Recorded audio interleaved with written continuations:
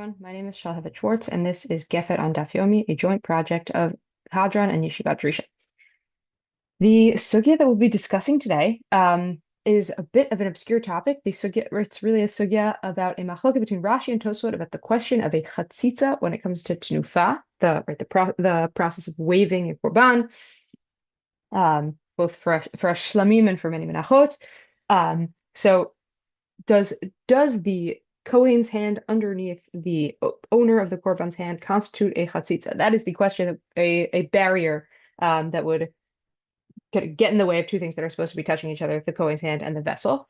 That's the sugya that we'll be discussing today. But really, although the topic is a bit obscure, it'll serve as a sort of case study for a more methodological question that will be when faced with halachic contradictions, conflicts, problems.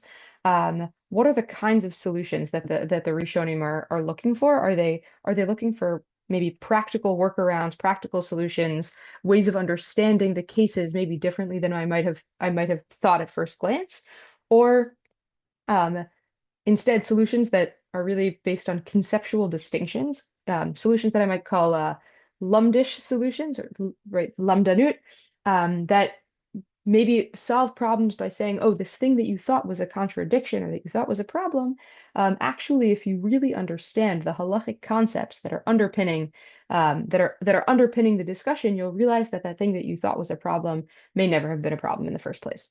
And we'll see that dynamic play out in the rishonim on this particular topic, this topic of a Chatzitzah and a Tenufah. And hopefully it'll be a good opportunity to sort of explore that question together. So let's jump in.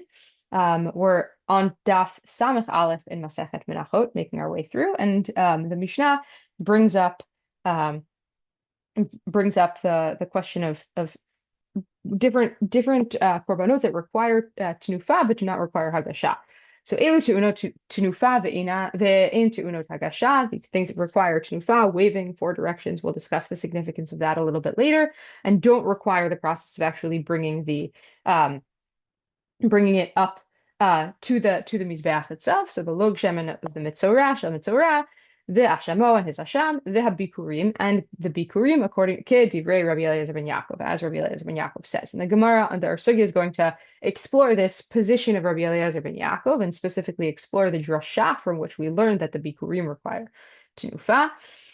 My Rabbi Eliezer ben Yaakov, Titania v'lakacha Kohen, they made al habikurim shetu'unin tenufah divrei Rabbi Eliezer ben Yaakov. So we've got a braita that says that the pasuk v'lakacha Kohen, the pasuk from the parashia about Mikra Bikurim, that says Lakacha Kohen atena miyadecha, the Kohen will take the basket from your hand. So this teaches that the Bikurim require tenufah according to Rabbi Eliezer ben Yaakov. My time at Rabbi Eliezer ben Yaakov. So how does Rabbi Eliezer ben Yaakov actually get there? The Gemara asks.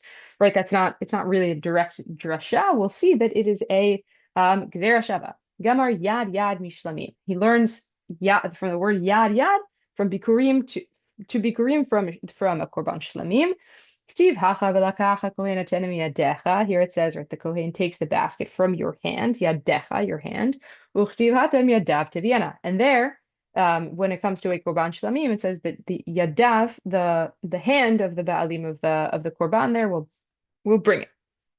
And now we see that this drasha takes, or this gezerah shava takes a couple of extra steps here. Makan Kohen af halan Kohen. So just like here in the case of Mikra of the Bikurim, it happens It's the Kohen's hand. So too there with the Shlamim. Uma lehalan Ba'alim afkan Ba'alim. And just like with the Shlamim, the Ba'alim's hand are a part of it. So too here with the Bikurim. Ha ketzad. Now how does that actually work? The Gemara asks. Kohen meniach yadav tachat ha'Ba'alim umenif. So if you imagine the Kohen's hand underneath the owner's hand underneath the vessel holding, let's say, the mincha, and they wave it around together. And this is where things start to get interesting, because Tosafot asks, how could that be? So Tosafot starts by already sort of telling you his solution to this problem, which is that lav dafka ka'amar tachat yad ba'alim mamash. When the Gemara says that the Kohen's hand is underneath that of the ba'alim, that can't be taken literally, says Tosafot. Why? De'im kain, because if it was literally underneath, havya la yada ba'alim chatzitzah bein hakli ubein yada kohen. The hand of the ba'alim, of the owner, would serve as a sort of barrier or a separation between the vessel itself and the hand of the kohen. And we can't have that. How do we know that we can't have that? So ubesof shtei midot, later on in Masechet Menachot, Perek shtei midot, maskiran gabe ba'alei chavrin linfu kulhu bahadehadade kavya chatzitzah. When the Gemara talks about a case of two people, people with a shared korban who are trying to, who would need to theoretically do Tenufah together, or can they do Tenufah together? Asks the Gemara. If they did, it would constitute a Chatzitzah, and it would therefore be a problem. And the Gemara, the sugya there ultimately determines that they actually can't. In a case like that, you skip the Tenufah because there's no way to do it properly, to do it kadim. So we know that Chatzitzah is a problem, so it can't possibly be that the Kohen's hand is directly underneath that of the Korban's owner. That would just be the same exact problem. Rather, what does the scene actually look like? What does the Gemara actually mean when they say tachat yad ba'alim? So it says Tosafot, ela ha'ba'alim ochazin be'ognei hakli v'hakohen b'shulav milamate v'hainu tachat yad ba'alim. So they're not actually one underneath the other. It means below. Right, if you imagine the owners are holding on to sort of the rim or the outside of the top part of the kli, and the Kohen's hand is underneath, like towards the bottom of the kli, and that's what it means. Limata. Limata means below. It doesn't mean like directly underneath. And says Tosafot, this works well with the Mishnah Bikurim when it describes the process of the Tenufah. At the end of Bikurim, when he gets up to the parashiyah of Aramio Ve'Ravi that he recites on someone bringing bikurim, Morida Salme al Ktefav, he takes the basket down from his shoulders, Ve'ochez V'siftotav, and he holds its lip, right? He's holding the side of the basket. Kohen meniach yado tachtav, and the Kohen puts his hand underneath it, right? Tachtav maybe there isn't so clear, but you can see how Tosafot is understanding it, underneath the basket. Umanifo. So you've got the Baalim's hand on it, you've got the Kohen's hand on it, nobody's hand is blocked, and they're sort of holding it together, but their hands aren't even necessarily touching. That's Tosafot's solution. It is what I would call a practical solution, right? We've got this halachic problem of a Chatzitzah. We're going to solve it by saying we're going to illustrate the case differently. Tosafot then brings a different answer that comes from Rashi on a different sugya. Uvakuntra's period to come on Perek Shtei Midot. Right, later on again in Perek Shtei Midot, de Tenufat Kohen lo echbat lanim yesh ba Chatzitzah, de ikar Tenufah bebalim. So what Rashi says is that we actually just don't care if the Kohen's hand is not directly touching the vessel.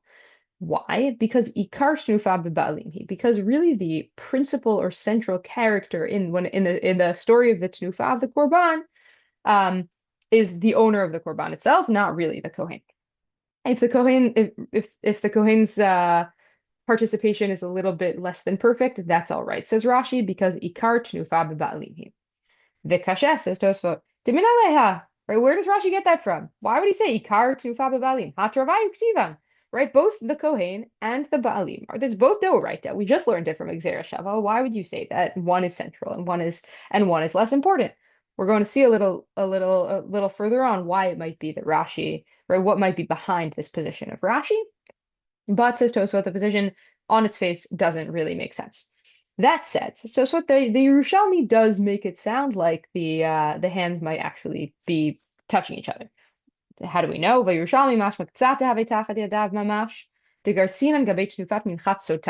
comes to in Masechet Sota, when it comes to the mincha of the Sota, so the Yerushalmi there has a discussion about how exactly this could work, because right, it says Kohen miniach yadav right tachtav, I think. Ve'im hadavar chaor, and then the Gemara asks, right, is that not improper, not sanua, that you have the Kohen's hand seemingly touching that of this woman, the woman who has been accused of adultery and is bringing this minchat sotah? Maybe Mapa answers the Gemara ve'ino chotzetz, but if you have like something in between their hands, doesn't that constitute a chatzitzah? Maybe Kohen Zaken. So you bring an older Kohen, and then you don't have to worry about Pritzus problems. You don't have to worry about Tzniut in the same way. But if you tema Yael, and even if it was a younger Kohen, ein Yetzer Hara matzui lo tasha. It is a context in which the Yetzer Hara is not something that we necessarily need to be concerned about. Anyway, in the picture of the picture of the Tenufah here, right? It really does look as though the hands are obviously going to be touching each other, right? They're going to be one is going to be underneath the other. So Tosfot says, right, the Yerushalmi does sort of seem to lean in Rashi's direction. However, we could say de afal pisha zelamata v'zelamala pa'amim nogin yada be'ada al yadei shemityached b'Tenufah. So it's not really that the hands are like one on top of the other like this, but we're concerned that the hands might touch each other because they're both holding on to the same vessel and they're waving it around, and we might think that the hands might end up touching each other. So Tosafot responds to this Yerushalmi and sort of solves it according to Tosafot's own position, but the Yerushalmi sort of on a baseline level does seem to lean in Rashi's direction. So just quickly to sum up what we've got so far. How do the korban and the owners wave this korban together according to both Rashi and to Tosafot? Right? How does that work halachically? Are we not concerned about a Chatzitzah problem? So for Tosafot, right, if the owner's hand were to block the Kohen's hand, that would be a problem. That would constitute a Chatzitzah problem. His solution is that the owners hold the rim of the kli and the Kohen holds onto the base or the bottom. What does it mean? Tachat yad, right? Kohen tachat yadav. Right, under tachat yad ba'alim. What does it mean to be under the owner's hand? It means further down, according to Tosafot. And the problem of the Tenufah of the Shutafin, right, which Tosafot quoted, right, that sort of supports this read. The Mishnah and Bikurim also is a textual support for Tosafot's read that the hands are actually on different parts of the vessel itself. What does Rashi say on the other hand? He says that the hand of the owners, right, is a barrier. The hand of the Ba'alim is a barrier, right? It does constitute a Chatzitzah between the Kohen's hand and the Kli, but that's not a problem. Meaning it is a real Chatzitzah, but it's halachically not a Chatzitzah. It's not a problem halachically.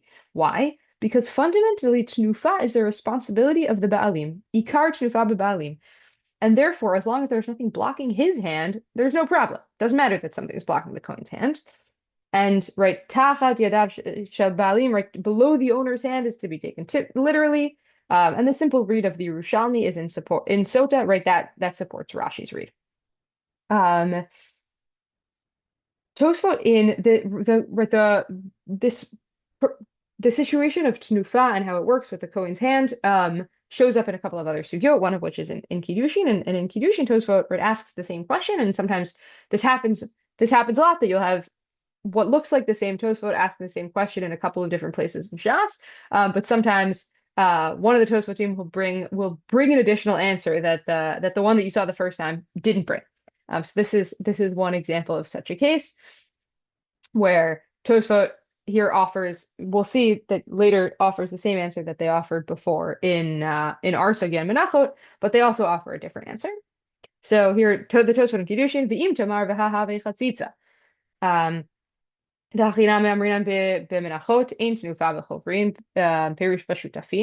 So if you were to say, doesn't this constitute a Chatzitzah? As we saw, there's no way to do Tenufah with a joint korban, a korban of Shutafim. Right? Because how would it work? Going back to the sugya in later on in Menachot, not our sugya, talking about this joint korban. How would it work? Could they basically take turns doing Tenufah? No.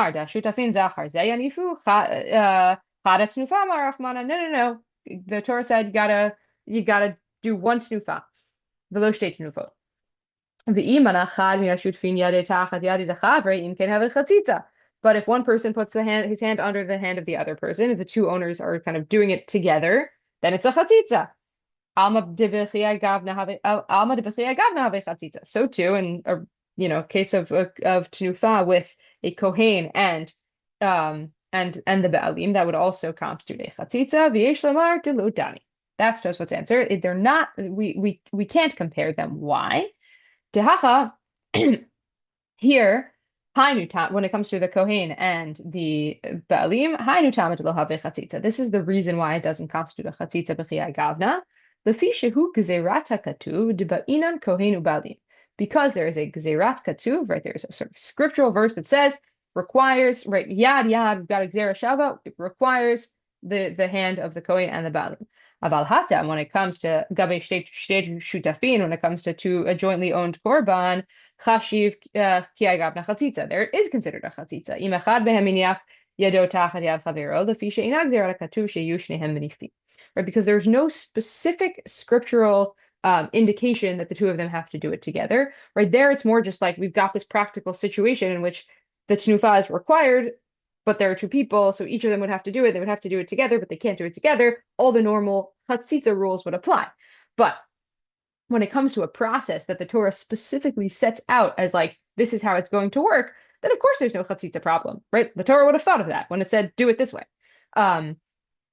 So what's the challenge, right? In the case of the two shutafim, the two partners, two hands on top of each other are defined as a chatzitza, but the answer, according to Tosafot here, is that these two shutafim's hand is fundamentally different from the hand of the Kohen and the owner, right? When it comes to the Kohen and the owner, that's a gzerat katuv. When it comes to two shutafim, that's just a case that comes up that has to go by the rules. And then at the end, Tosafot offers the same answer that they offered in our sugya. Odi shlomar de hachinami lo mare shehakohen miniach et yado tachat yad ha'ba'alim mamash debechei agavna have chatzitza. Maybe the Kohen's hand isn't really like actually underneath that of the ba'alim. That would be a chatzitza. El rotza lomar she'ochezak li lamata ve'aba'alim ochazin lemala v'hashta leka chatzitza klal. הכינמי יש בכאן גבי ביקורים שהכהן היה אוחז בשפתיו, כלומר בשפת הכלי למעלה והבעלים למטה, הכינמי גבי מנחות איפכה, שהיד הבעלים תהיה למעלה ויד הכהן למטה. So just like we know from bikurim that the hand of the they would be on different parts of the kli. So just like we know that with bikurim that the kohen would be on that the Kohen would be on sort of the lip of the vessel, and the Baalim would be underneath. So too, when it comes to the mincha, it would be the opposite, that the Baalim are sort of on top of the Kohen, is tachtav, is underneath it. Underneath not the hand of the Baalim, but underneath the kli.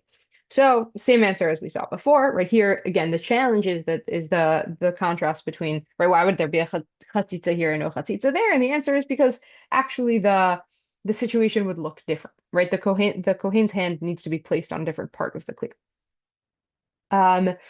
Just to kind of take a step back and think about the kinds of solutions that we've been offering. So, right, this practical solution that Tosafot gave us, that the owner's hand isn't a chatzitza because it's on the rim of the vessel and not on the bottom, it's on a different part of the kli, right? That's a way of painting a picture that just in reality, right, you thought there was you thought that the picture of what this tenufah would look like would be the kind of picture that would be halachically defined as a chatzitza. Answer, you were wrong about the picture you were painting in your head. Actually, the picture looks different. Whereas the lamdani answer, right, this sort of conceptual way of thinking about it, this is true both of Tosafot's other answer in Kiddushin and of Rashi's answer, is that no, actually, right, the picture looks exactly the way that you thought it looked. But there are other reasons, right, conceptual reasons or halachic reasons why our halachic analysis of that picture, which physically looks the same, is actually a different. It gets analyzed differently for Rashi because we don't really care about whether there's a chatzitza when it comes to the hand of the Kohen because ikar tenufah b'ba'alim, or for Tosafot because there's a specific gzerat katuv. For the fact that the Kohen and the Baalim are allowed or able to do this tenufah together. There's a problem that sort of arises with the practical solution, which is that we saw back in the case of the shutafin, that essentially the impossibility of joint tenufah made it impossible to do tenufah at all. And if this practical solution were actually viable, you would think that the Gemara would have suggested it in the case of the mincha of the shutafim, right? Why doesn't the solution work for the shared korban? So that's right. That's one problem that Tosafot face in trying to solve the practical solution with a practical solution. Their solution is so good that now we have to understand why, right, or account for the fact that it doesn't work in this other case. Whereas but with the more lumdish solutions offer an understanding of the dynamic with the Kohen that's actually different from the dynamic with the shared korban. Um, just to kind of point to maybe a difference between this what's going on in Tosafot's second solution and in Rashi's solution, both of which are by our kind of our metrics, right, lumdish solutions. They're both pointing at reasons why halachically we would treat the cases differently, even though they look the same. Um, so what did Tosafot say? Tosafot said there's a gezerah katuv diba'in kohenu ba'alim. Right? Sometimes the Torah can just tell you this doesn't operate by the normal rules. It doesn't really give us that much else other than Torah said so. And the Torah said that there's something going on here that works differently from the way that things normally work. Um, what then is going on with Rashi, right? We saw Tosafot had a problem with Rashi's explanation. Tosafot said, "Where are you getting that from? Why would you say that Ikar Tenufah b'Ba'alim?" Right? We know that both are Deoraita. We just saw this Gzera Shava. What's that about? So the Tosafot Yom Tov on in Achron on the on Masechet Menachot, right, on our Mishnah, comes to try to give voice to maybe what's going on in Shitat Rashi. Why does Rashi think that, or right, where did Rashi get this from? That Ikar Tenufah b'Ba'alim. Aval nirali li hashev mashi kshua pirush kontras daha de pirush de Ikar Tenufah b'Ba'alim. Inachinami de let lekra. Right? Tosfot says, where do you get this from? What scriptural source do you have for this? And Tosfot Yom Tov says, yeah, sure, whatever. I don't care that there's no pasuk that comes to support this. Why? Elas svara ba'almahu. Rather, it's just a matter of kind of it's a svara. Dekivan diktiving travaihu ubai kra delinfu travaihu umisvara itlan lememar de yad balim ikar. Right, with the fact that on some level we needed a pasuk to tell us that actually you require both in the first place, right? What would I have thought? Baseline, right? Especially right, it comes to a mincha where, let's say in the Korban Shlamim, we see the pasuk explicitly is talking about the Baalim, and if we need a pasuk to come and include both of them, it's sort of basic svara to think that the Yad Ba'alim would be the Ikar, right? That the owners are the central players in this move, in this Tenufah. Now, right, he says it's a svara, but he doesn't really explain that much further. And I think one possible direction into, or a window into where this svara actually emerges from, we might be able to understand a little bit better if we understand really what's going on with Tenufah in the first place, what this thing of waving a mincha or waving a shlamim is about. And the Gemara actually in tomorrow's daf, so it's a double whammy right now, gets into that question of sort of what does this Tenufah in the Arba Ruchot, what is that meant to correspond to signify? So Amar Rabbi Chia, and the two positions are offered. Two positions in the Amoraim are offered. Amar Rabbi Chia bar Abba, Amar Rabbi Yochanan. So first send the name of Rabbi Yochanan. Molich umevi lemisha haruchot shelo, ma'ale umorid lemisha hashamayim va'haaretz shelo. So we're kind of waving it around to sort of signify that God's presence everywhere, right? You bring it back and forth because in service of him to whom the winds belong, and ma'alo morid, right, up and down to signify, right, that God is that both the heavens and the earth belong to God. That's Rabbi Yochanan's position. That really this is sort of in some ways meant to signify, right? It's almost part of the korban process. It's meant to signify, right? This korban is going to God, the owner of all of these, the owner creator of the entire world. The Ma'arav matnu hachi, but in Eretz Yisrael they taught thus. Amar Rav Chama bar Ukva, Amar Rabbi Yossi bar Rabbi Chanina, Molicho mevi kedei la'atzor ruchot ra'ot, molo morid kedei la'atzor tlalim ra'im. So actually, this is a way of sort of warding off or fending off bad winds or bad rains, right? That there's a sort of power, maybe symbolic, but some sort of power in these in this waving process that will sort of fend off some kind of evil or harm from coming from befalling us or from coming upon us. And they're really two different pictures, right? Is this process of Tenufah about, is it a part of the Korban itself, or is it maybe a kind of supplication that the Korban be accepted um, and that nothing get in the way? And maybe based on that, right, based on those two models, might be able to give us a window into this question of Rashi's svara here, right? Why might I think that the Tenufah is really fundamentally an action that belongs to the owner of the korban, or an action that belongs to the priest, right? I think I would say that if I think Hanafah or Tenufah signifies God's omnipresence, right? God's presence in the whole world, then Tenufah is sort of part of the sacrificial rite, and therefore should be the primary responsibility of the Kohen, not of the Baalim. Whereas, right, if you think that Hanafah tracks, right, the directions from which evil and harm and bad winds and bad rains could come, and then Tenufah is a way of requesting that the sacrifice really make an impact. And it might be reasonable actually to think like Rashi that, right, the Tenufah would primarily be the responsibility of the owner of the korban, right? It's the korban saying, it's the Baalim saying, I want this korban to be accepted. I sort of hope that this all goes right.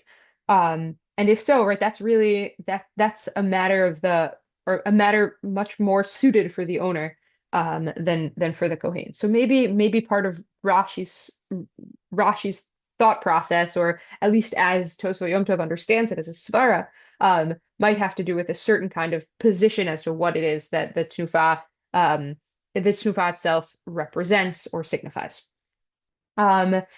One kind of final note, which is going back to that Yerushalmi that we saw about the prospect of with the minchat sotah, where the Kohen's hand might be touching the hand of the woman of the sotah who's bringing the korban, and the potential issue in sniut that arises. So this is just an opportunity to take a moment to see how that conversation actually plays out in some contemporary halachic around some contemporary halachic questions that the right Yerushalmi, going back to the Tosafot, so just re-quoting this Tosafot here, that right there's this problem of the right in a davar chaor, right, isn't there some kind of propriety problem? And ultimately, when the Yerushalmi ends with afilu tim hayeled, you could even bring a sort of young and strapping Kohen, because there's something about the context or the moment that maybe the sanctity of the Beit HaMikdash that makes it the case that the Yetzer Hara is not something that we have to be concerned about. And this Yerushalmi actually gets quoted in a tshuva of Rav Ovadia, who was asked about a woman benching gomel. And according to some positions, the Birkat Gomel, right, that people say traditionally after going through dangerous or potentially kind of life-threatening events. And so one very classic example of that is a woman after giving birth.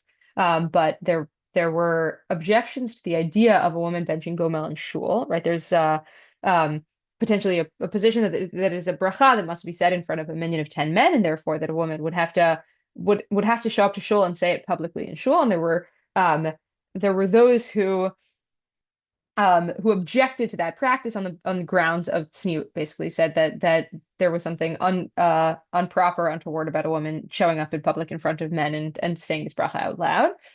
Right, so there was this position. He writes, "She'ena la isha likanes bin ha'anashim levarech hagomel mishum pritzut v'hirhu avira ayin sham." But what does he say? Rav Ovadia responds, "V'ani omer she'en yetzer hara matzoi l'sha'a kala kazot."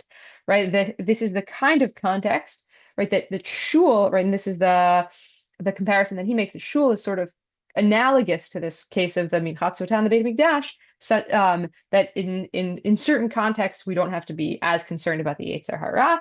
And this discussion, right, if you read on in the tshuva, he brings the implications of this discussion potentially for Kriyat Megillah, for women reading Megillah actually for men, and discusses also the question of whether this could also have implications for kol isha questions, for questions of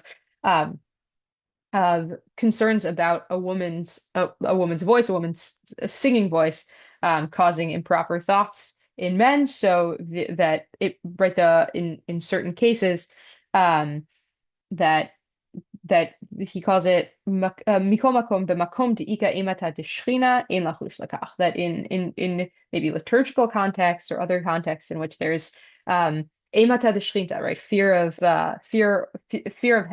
God or fear of heaven, that might not be applicable. And that sort of gets to some broader questions about about kol isha, and this is right one of the sources from which at least some leniencies can arise.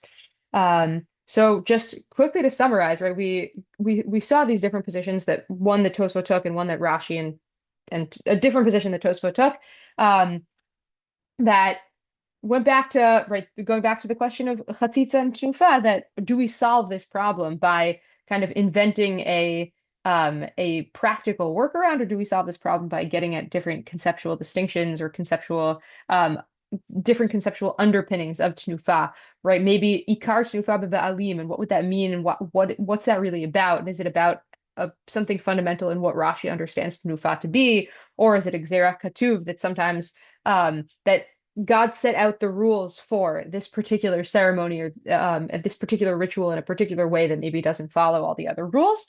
And then we just saw, for a brief moment, some of the implications of at least that Yerushalmi for some other contemporary halachic questions. See you next week.